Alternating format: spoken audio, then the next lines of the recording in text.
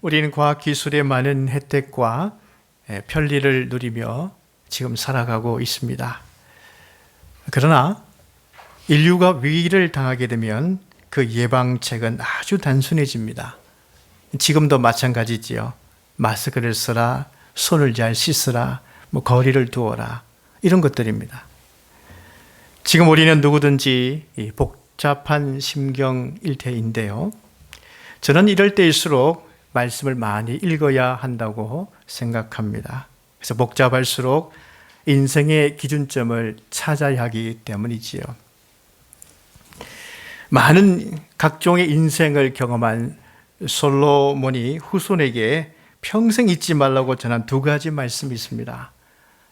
잠언 3장 말씀을 보게 되면요, 인자와 진리가 내게서 떠나지 말게 하고 내 목에 매며 내 마음판에 새기라고 전하고 있습니다. 이 솔로몬은요, 인자와 진리가 참 중요하다고 우리에게 전하고 있습니다. 인자는 무엇입니까? 히브리어로 헤세드인데요, 은혜를 베푸는 사랑을 말합니다. 그리고 진리라고 하는 것은 에메트라고 하는 단어를 쓰는데 변함없이 성실하게 준행하며 충성을 다하는 삶을 말하는 것입니다. 그리하면 내가 하나님과 사람 앞에서 은총과 귀중히 여김을 받으리라, 이렇게 약속되어 있습니다.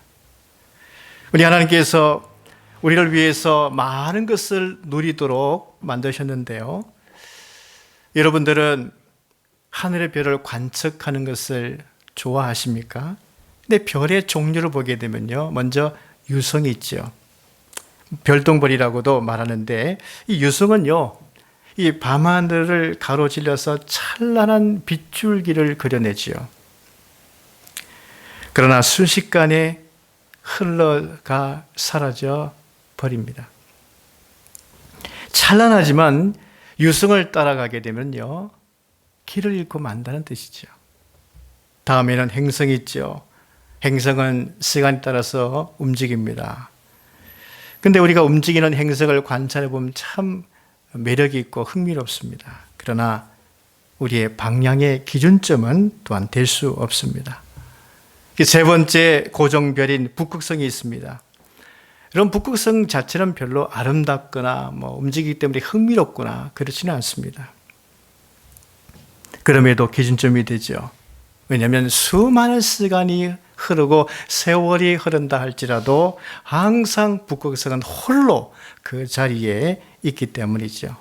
특별한 매력은 없어도 우리의 기준점이 될 수 있기 때문에 우리에게 사실 가장 중요한 별이 될 수 있습니다. 시편 말씀을 보게 되면 하나님께서 북극성과 같은 그 인생의 나침반이 되는 하나님의 말씀을 하늘에 두셨다고 말씀하고 있습니다. 시편 119편 89절을 보면 여호와여 주의 말씀은 영원히 하늘에 굳게 섰사오며, 이렇게 말씀하고 있습니다. 이 시편 기자는요, 인생의 고난을 많이 경험한 사람이죠. 그런데 인생의 고난 중에 길을 잃을 때쯤에 무엇을 보면 다시 즐거움을 되찾는다고 우리에게 전하고 있습니까? 하늘에 주신 주의 말씀이라고 전하고 있어요. 그런데 이 사람들은요, 갑자기 길을 잃게 되면요, 어떤 태도를 취할까요? 몇 가지 태도를 취하는데, 첫 번째는 나의 풍요와 힘이 될 만한 것이 무엇인가, 이것을 찾으려고 합니다. 그 다음에는요, 왕권을 가진 강력한 리더를 원합니다. 그리고 세 번째는 극도로 자기중심적으로 변하게 되어 있습니다. 출굽한 이스라엘 백성들이 시내산에 도착했습니다. 하나님은 모세를 시내산 위로 부르셨죠. 근데 그 산 위에는요, 일반 백성들이 올라가지 못하도록 하나님께서 구름으로 빽빽하게 가득 채우셨습니다. 이스라엘 인도한 모세가 산이 구름 속으로 올라간 지 40일이 되었습니다. 근데 산 아래 백성들은 초조하게 그 모세를 기다리고 있었습니다. 40일이 되어도 모세가 내려오지 않습니다. 그 모세가 내려오지 않자 이 백성들은 두려워지기 시작했죠. 동요되기 시작했습니다.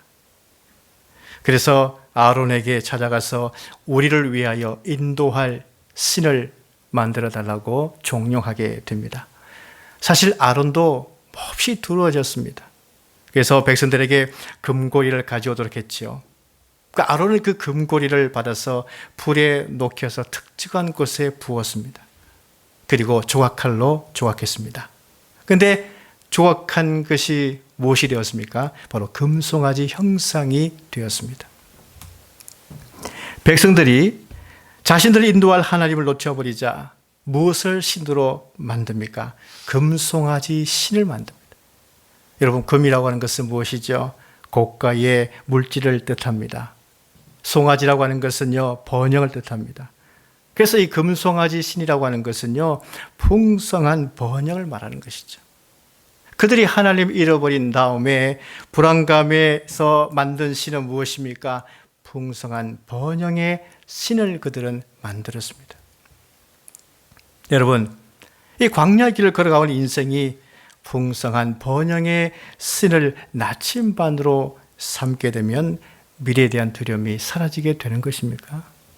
그들이 가나안 땅에 들어간 이후에도 풍성한 번영의 신을 인생의 나침반으로 삼았을 때에 어떻게 되어졌습니까?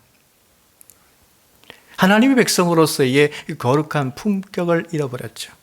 그리고 인간의 존엄성을 지켜주는 그 배려의식도 다 땅에 떨어지고 말았습니다. 그래서 그들은 극도로 타락의 길로 걸어가고 말았죠. 인생의 나침반은 풍성한 번영의 신이 아닙니다. 아무리 내 앞에 하나님이 보이지 않는 듯한 그런 상황이, 그런 두려움과 염려되는 상황이 닥쳐온다 할지라도 우리를 창조하시고 구원하신 그 하나님만을 바라며 그 믿음 가운데 지켜나가야 하는 것이죠. 그 다음에 사람들이 길을 잃게 되면요, 왕권을 가진 강력한 리더를 요구합니다. 사무엘 선지자가 이제 막을 내릴 때쯤이었습니다.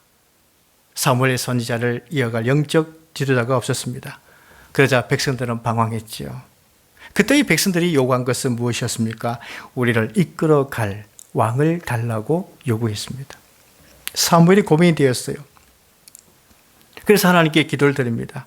하나님이 뭐라고 하셨습니까?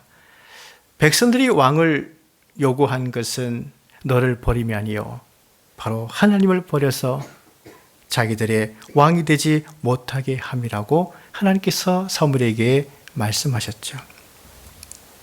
물론 사무엘의 선지자가 막을 내리려고 했을 때에 백성들 입장에서는 두려움이 올 수 있었습니다. 여러분, 그러나 말씀이 희귀한 시대에 누가 사무엘을 선지자로 세우셨습니까? 하나님께서 사무엘을 선지자로 세우셔서 말씀을 주셨죠. 그래서 그 이스라엘 시대를 이끌어갈 수 있도록 영적 지도력을 하나님께서 허락하신 것을 보게 됩니다. 그래서 사무엘 선지자가 그 땅에 재임하고 있었을 때는 정말 평안했습니다. 하나님이 사무엘을 세우신 것이죠. 그렇다면 하나님께서 역시 사람을 세우셔서 인도할 것이라고 하는 이 하나님의 역사를 그들 또한 계속 믿어야만 했었습니다. 그러나 백성들은요, 누구를 요구했습니까? 왕을 달라고 요구했죠.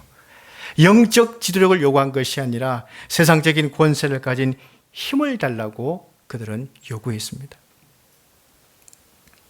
그러나 그들이 요구한 왕 때문에 그 왕권을 유지하기 위해서 백성들은 얼마나 많은 노동의 대가를 치러야만 했었습니까?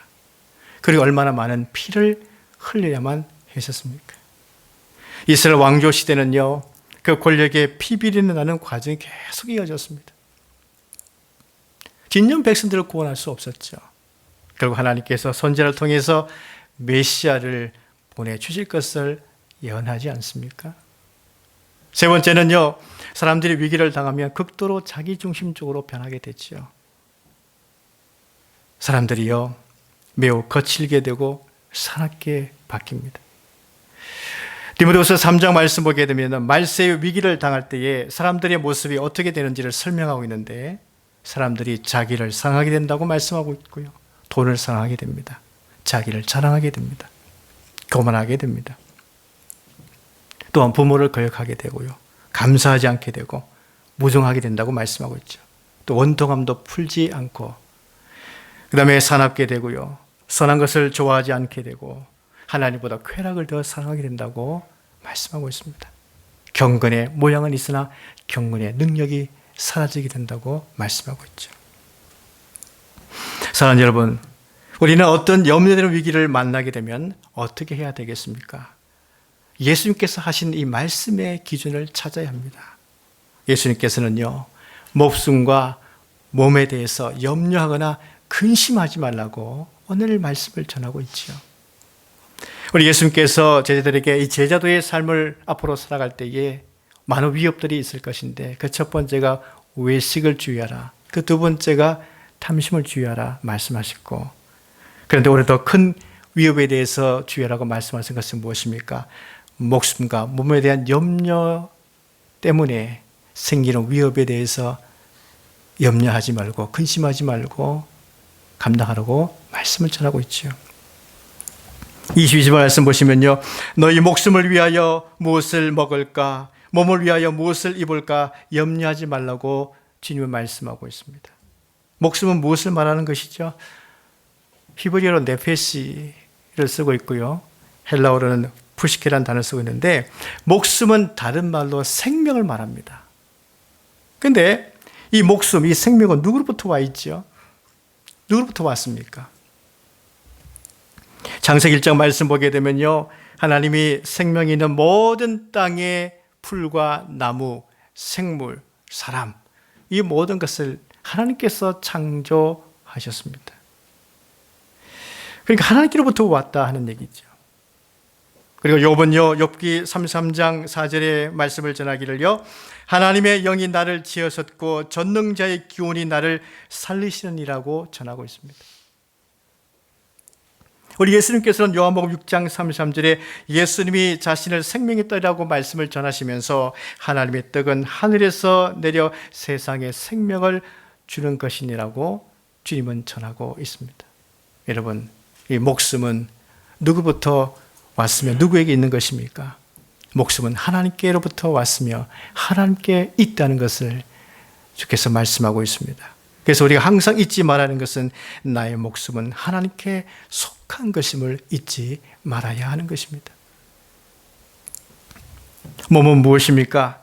여기서 몸이라고 하는 것은요, 우리 껍데기 이 살을 말하는 것이 아닙니다.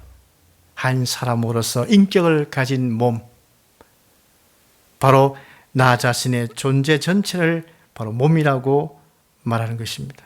그래서 우리는요, 이 몸에 인격을 가졌기 때문에요, 감정과 이성을 가지고 있습니다. 그래서 그 감정 때문에 두려움도 생기기도 하고요, 또 그 이성 때문에 염려를 생각하기도 합니다. 그런데 우리 예수님께서는 이 목숨과 몸에 대해서 염려하지 말라고 말씀하고 있죠.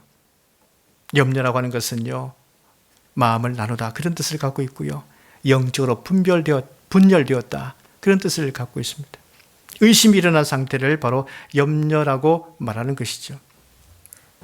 사람이 몸의 두려움을 느끼게 되면요, 그 원인을 찾게 됩니다. 무엇 때문에 이런 일이 생기는가? 그래서 어떤 희생양을 찾게 되지요.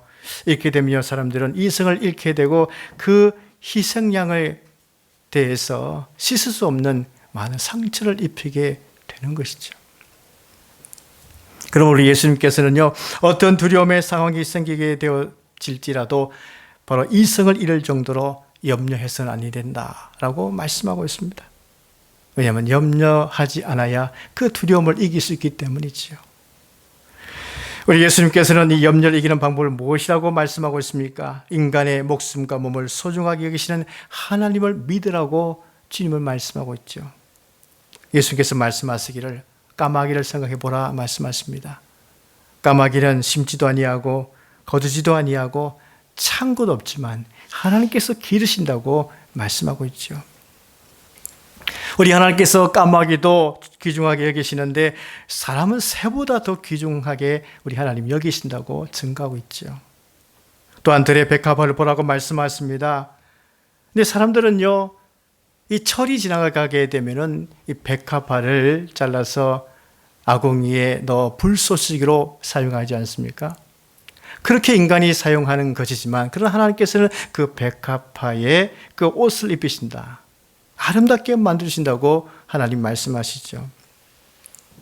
하물며 하나님은 귀한 사람의 목숨과 몸에 대해서 입혀주시지 않겠느냐. 우리 하나님께서 보호하신다는 말씀을 예수님이 증거하고 계십니다. 하나님을 믿으라고 말씀하고 있는 것이죠. 또한 예수님께서는 모든 염려를 이기려면요, 적극적으로 무엇을 하라고 말씀하고 있죠? 하나님 나라를 구하라고 오늘 말씀하고 있죠. 31절 말씀 보십시다. 다만 너희는 그의 나라를 구하라, 이렇게 말씀하고 있습니다. 여기서 하나님 나라라고 하는 것은요, 하나님이 다스리는 나라를 말하죠. 우리가 하나님의 다스림을 인정하고 또 하나님께 감사하는 것, 이게 참 중요합니다. 오늘날 우리가 살고 있는 이 땅에 또 이 사람들의 문제가 무엇입니까? 하나님의 다스림을 인정하지 않고 또 하나님께 감사하지 아니하는 것이 정말 문제입니다. 하나님께 감사하지 않으면요, 그 땅의 사람들은 하나님의 심판을 당하게 되는 것입니다. 여러분, 요셉의 시대를 보십시오. 요셉이 국무총리가 되었을 때요, 하나님의 영이 요셉에게 함께 하셨습니다. 그래서 그 애굽 바로에게요, 7년 흉년을 대비하여 7년 풍년 때에 이 곡식을 저축하라, 이런 지혜의 말씀을 바로에게 전해주죠. 그래서 모든 땅이 먹을 양식이 없었을 때에 애굽은 양식이 풍족했습니다. 그래서 바로는요, 요셉에게 물론이거리와 요셉과 함께 하신 그 하나님께 감사를 표현했습니다. 그러나 시대가 지나서 요셉의 역할을 잘 알지 못하는 힉소스 왕조의 바로가 왕이 되었을 때였습니다. 그는요, 요셉은 그냥 하나님께도 감사하지 않았죠. 그런 도리어 이스라엘이 강성해지자 위협의 존재를 여겼죠. 그래서 이스라엘에 대해서 고통을 가하면서 박해하기도 했습니다. 결국 이스라엘은요, 하나님께로부터 출애굽 당했지만은 애굽은 하나님의 심판을 받게 되었습니다. 그러나 하나님께 감사하는 사람들을 보십시오. 하나님께 감사하는 사람들, 하나님의 다스림을 인정하는 사람들에 대해서 하나님께서는 그들을 통해서 일을 하셨습니다. 하나님께 감사하는 사람들의 특징은 무엇입니까? 하나님의 말씀인 성경을 사랑하는 자들이에요. 우리 하나님께서는 누구보다도 빌리 그레함을 사랑하시고 사용하셨죠. 당시 그 세상은요, 성경을 진리로 믿으려 하지 않은 그런 때였습니다. 그러나 이 빌리 그레함은요, 성경이 하나님의 말씀이며 바로 진리임을 전파하면서 살았습니다. 성경이 하나님 말씀임을 전파하는 것을 부끄러워하지 않았던 사람이죠. 그가 가장 많이 사용했던 표현이 무엇입니까? 성경이 말씀하시기를, 성경이 말씀하시기를. 그래서 빌리 그레함은 하나님의 쓰임을 받았던 것입니다. 우리는 왜 성경을 읽어야 할까요? 성경을 읽어야 재난과 고난과 실패, 폭풍의 시기에서도 우리 하나님께서 나를 보호해 주시고 나를 다스린다는 이 믿음 가운데 살 수 있기 때문인 것입니다. 그리고 하나님께 감사할 수 있기 때문이죠. 예수님 말씀 보십시오. 29절 말씀 보시면 너희는 무엇을 먹을까 무엇을 마실까 하여 구하지 말며 근심하지 말라, 오늘 말씀하고 있죠. 여기서 무엇을 먹을까 무엇을 마실까 구하지 말라, 이 말씀은요, 여기 구하다는 이 말은요, 습격 해수라도 취하려고 하는 마음을 말합니다.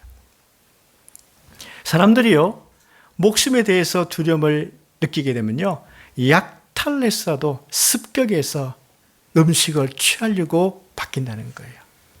이게 얼마나 무섭게 되는 것입니까? 이럴 때에 우리는 냉철한 생각을 해야 되는 것이죠. 우리 하나님 아버지께서는 이런 것들이 다 우리에게 있어야 할 것을 다 아신다. 이 말씀을 우리가 생각할 때에 그 염려되는 감정에 지배당하지 않고 냉철하게 우리가 말씀을 붙잡고 이겨낼 수 있다는 것입니다. 오늘 약속을 보십시오. 31절 말씀 보시면 다만 너희는 그의 나라를 구하라, 그리하면 이런 것들을 너에게 더하시리라고 말씀하고 있죠.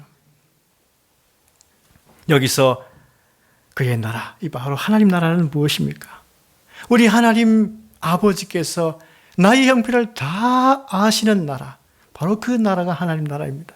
왜? 하나님이 돌보시고 다스리는 나라이기 때문이죠. 사실 우리 하나님 아버지께서 다스리는 그 하나님 나라는요, 우리에게 주시기를 기뻐하시고 베풀기를 기뻐하시고 우리를 돌보시기를 기뻐하시는 바로 그 나라이죠. 그래서 32절 약속을 보십시오. 너희 아버지께서 그 나라를 너희에게 주시기를 기뻐하시느니라. 하나님 우리에게 필요한 것을 아시고 주시기를 기뻐하십니다. 다만 하나님의 다스림을 인정하고 하나님께 우리가 감사하면 되는 것이죠. 하나님이 우리의 아버지가 되시어 우리의 형편을 아시고 도와줘 주신다는 것입니다. 그러므로 우리는 무엇을 해야 되겠습니까? 염려되는 순간이 우리에게 뜻밖에 닥쳐올 때 나의 목숨과 몸을 위해서 염려해서 마치 습격하듯이 취하려는 염려의 감정을 가지지 말고 나의 형편을 다 아시고 더하여 주시기를 기뻐하시는 그 하나님 아버지의 다스림이 있는 하나님 나라를 구하며 찾으며 그 은혜 가운데 이겨내야 될 줄로 믿습니다. 우리 교회가 창립 32주년을 맞이했습니다. 우리가 함께 교회 역사를 담은 영상을 보면서 무엇을 깨닫게 되었습니까? 우리 하나님께서 우리 교회를 통해서 많은 영혼들을 자라게 해주셨구나 하는 것을 깨닫게 되죠. 우리가 함께 했던 지체들 중에는 지금 하나님께서 곳곳에 보내어주신 그곳에서 하나님 나라를 위해서 지금도 쓰임받고 있는 것입니다. 제가 우리 교회의 제초 주보를 찾아보았습니다. 1988년 5월 첫 주보는요, 손글로 쓴 주보였어요. 인상 깊었던 것은요, 바로 교회 표어였습니다. 전파하는 교회, 가르치는 교회, 치료하는 교회입니다. 여러분, 우리 교회는요, 창립 때부터 예수님의 3대 사역의 기초를 두고 시작된 교회입니다. 얼마나 건강한 교회로 출발했는지 우리는 알 수 있는 것이죠. 지금 우리 하나님께서 우리에게 원하신 것은 무엇이겠습니까? 계속적으로 건강한 교회를 이루라고 주님이 말씀하고 있는 것입니다. 요즘 이 상황을 우리가 접하면서 무엇을 느낍니까? 교회 건물이 폐쇄되는 그런 상황 속에서 우리가 절실하게 생각되는 것은요, 교회는 건물이 아니라 복음으로 연결된 말씀의 공동체요, 믿음의 신앙 공동체임을 깊이 깨닫게 되는 것입니다. 앞으로도 우리 교회가 예수님께서 가르치신 그 복음 안에서 건강하게 세워질 수 있기를 간절히 소망합니다. 기도하겠습니다.